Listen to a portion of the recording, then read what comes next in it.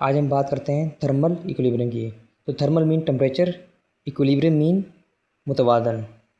तो thermal equilibrium का simple मतलब ये है, जब भी दो ऑब्जेक्ट का टेम्परेचर क्या हो, सेम होगा, तो इसको हम क्या कहेंगे, थर्मल इक्विलिब्रियम कहेंगे। तो इसकी डिफिनेशन समझ लेते हैं।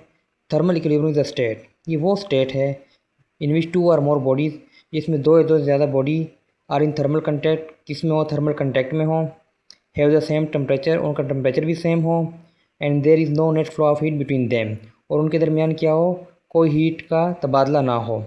इसकी एग्जांपल क्या है, a hot cup of coffee in a room, यानी अगर एक गर्म कॉफ़ी पड़ी हुई है रूम में, तो शुरू में तो हीट फ्लो होगी from hot cup of coffee से रूम की तरफ, लेकिन कुछ देर बाद क्या होगा, कॉफ़ी का और रूम का टेम्परेचर क्या होगा, सेम होगा, और इसी को हम क्या कहते हैं, थर्मल इक्विलिब्रियम कहते हैं।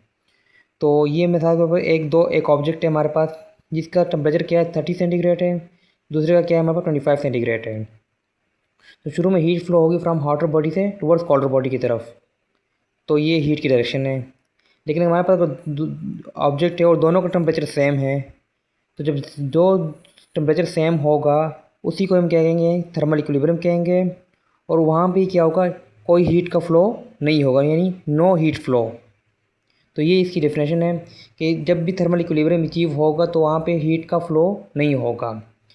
थर्मल इक्विलिब्रियम का सिंपल मतलब ये है कि जब भी दो ऑब्जेक्ट का टेम्परेचर क्या हो, सेम हो, तो वहाँ पे ही क्या होगा, थर्मल इक्विलिब्रियम होगा। और जहाँ पे थर्मल इक्विलिब्रियम होगा, वहाँ पे हीट का एक्सचेंज क्या होगा, नहीं होगा। शुक्रिया।